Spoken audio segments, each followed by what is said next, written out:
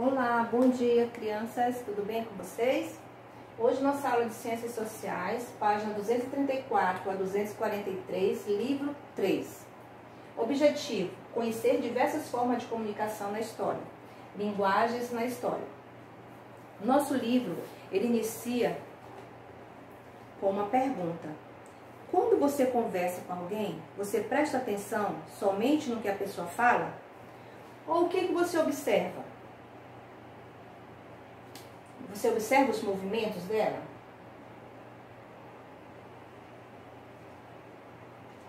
Ou você observa a cor dos olhos, do cabelo, a roupa que está vestindo?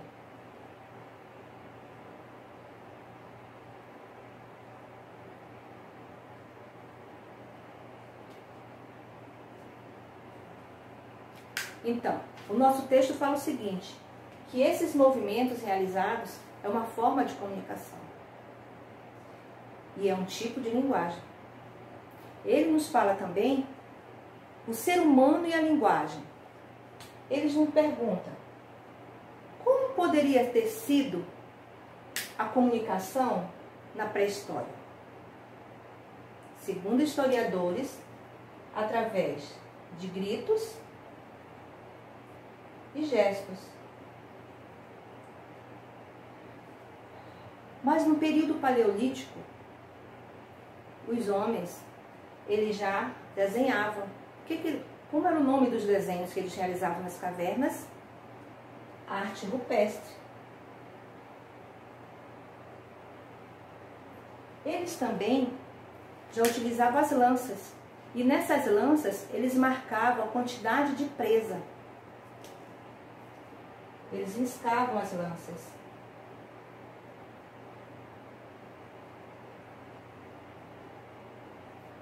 No período neolítico, passando de nômade para sedentário, a preocupação deles era com o plantio.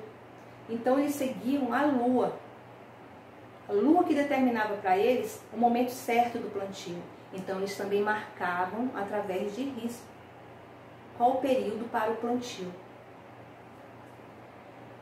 Linguagem verbal é a linguagem que necessita da escrita, da palavra. Então, o uso da palavra.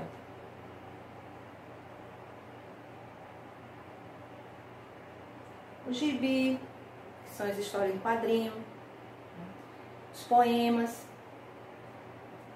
Linguagem não verbal. Eu não uso a palavra, eu não falo. Já está dizendo, não verbal. Eu não uso as palavras, então não uso as palavras.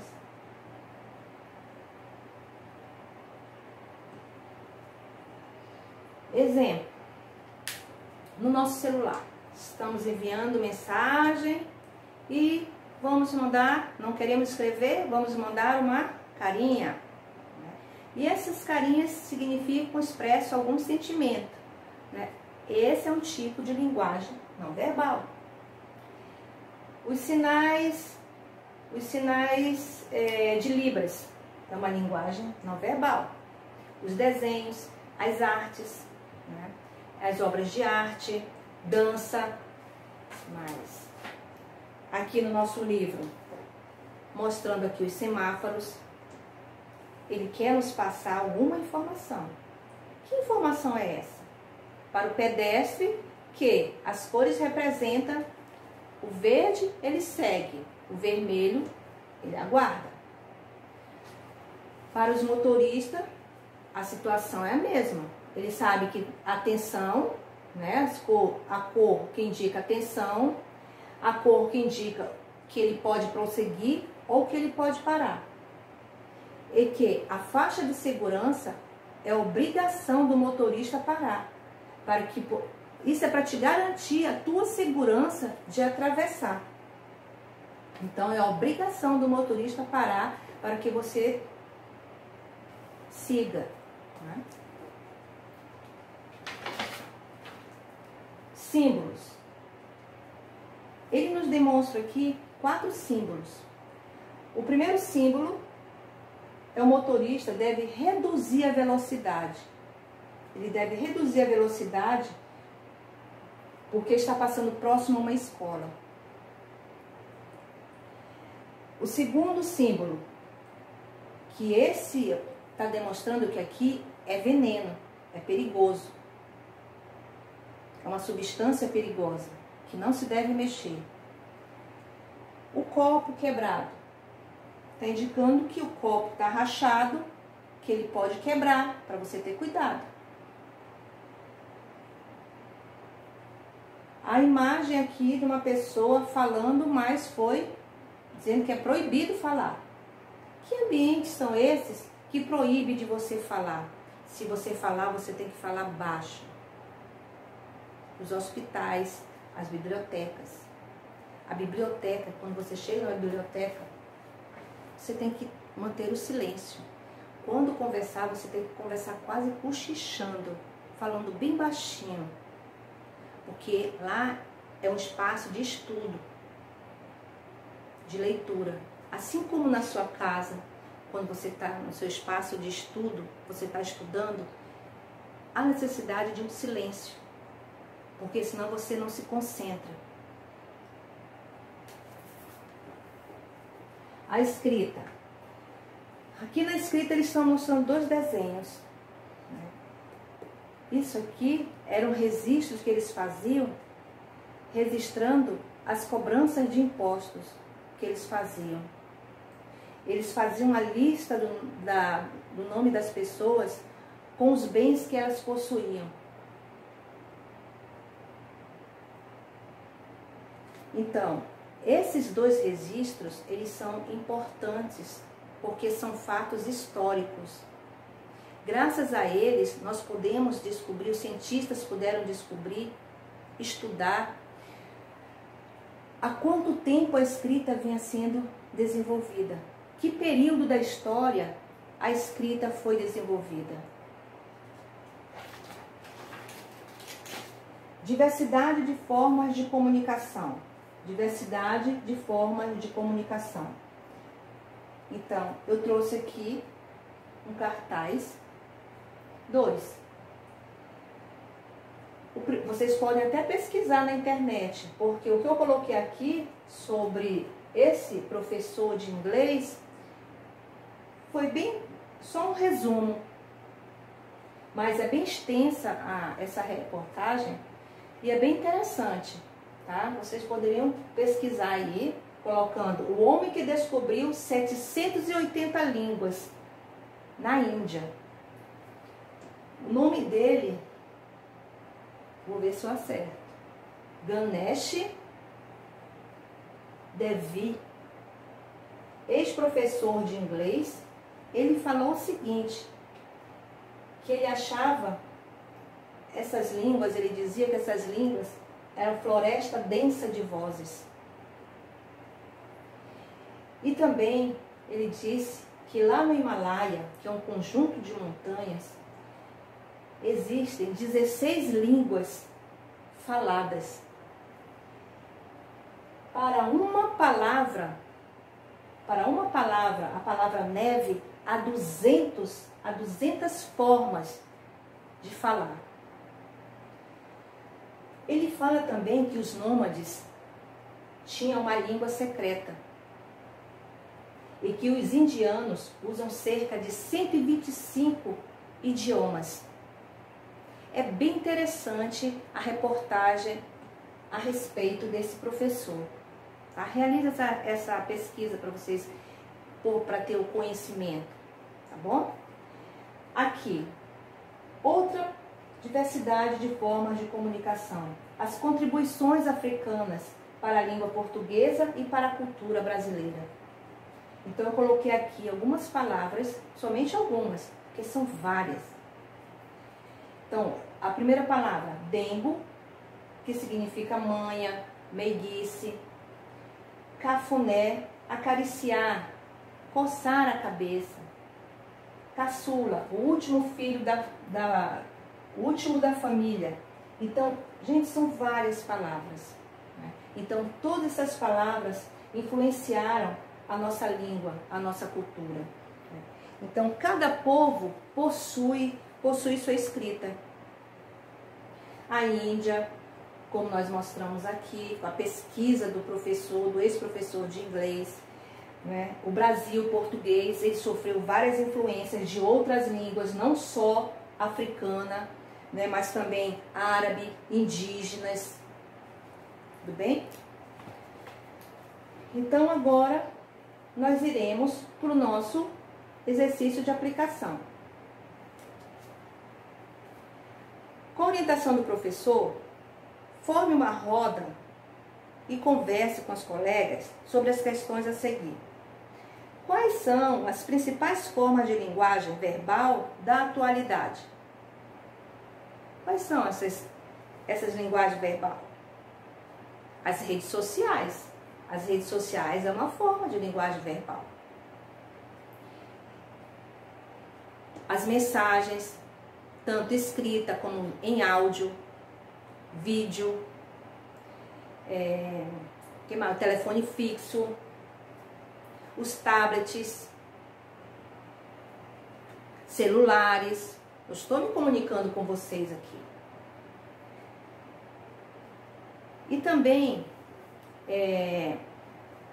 muito antes, não havia internet.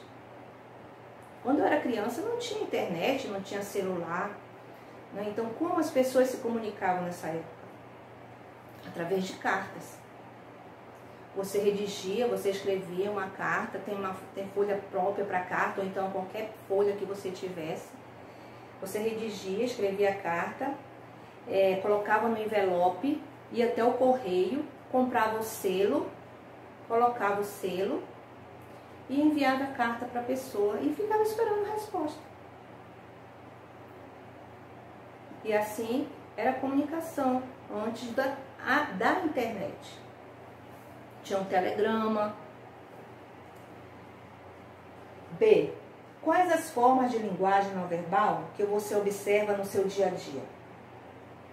Então, você vai passear de carro com seus pais. Então, qual é? Ele para onde quando ele está dirigindo? Ele não segue todo o tempo.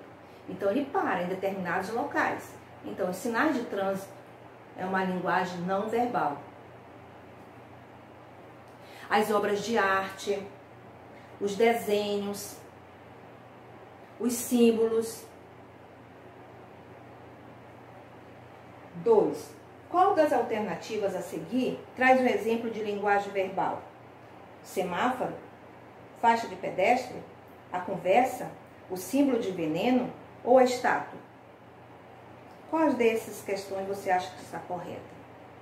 A linguagem verbal. Então, eu acho que você sabe. Bem fácil.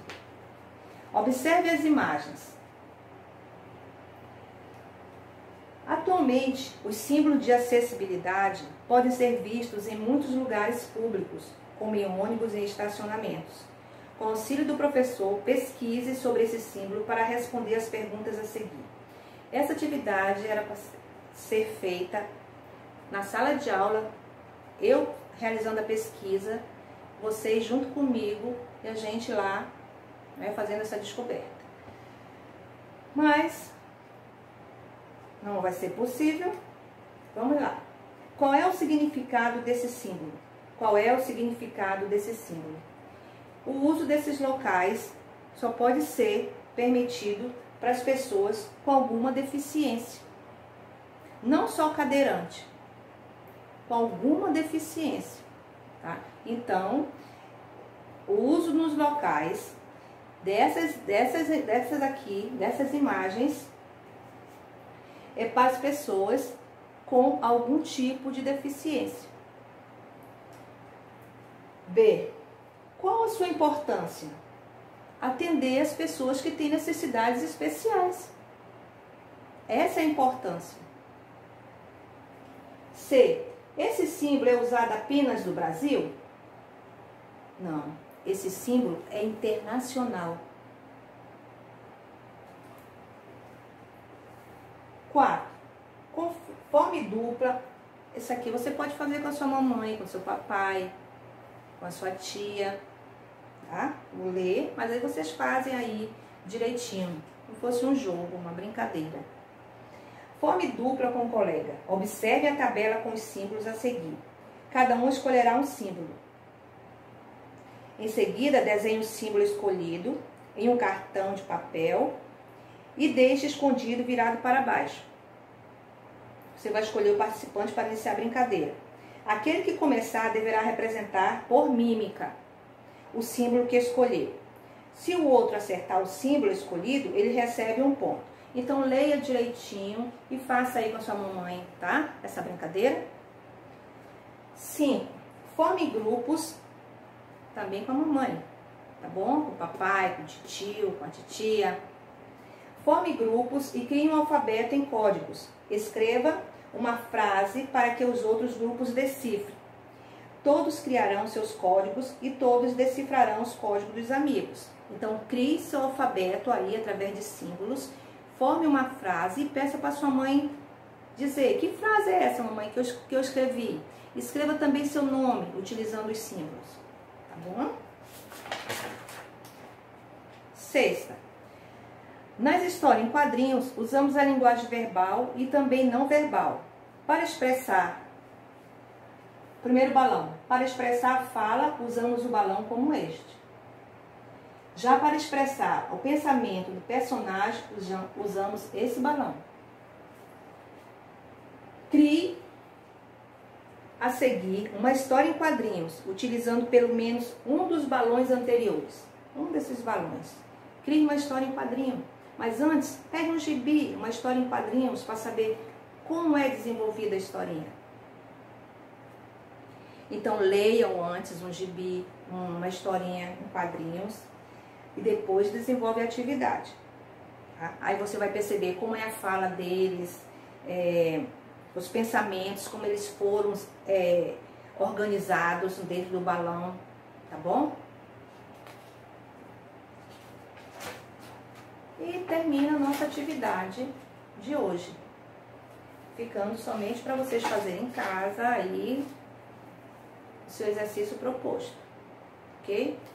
Muito obrigado, até a próxima aula, meus amores. Beijo.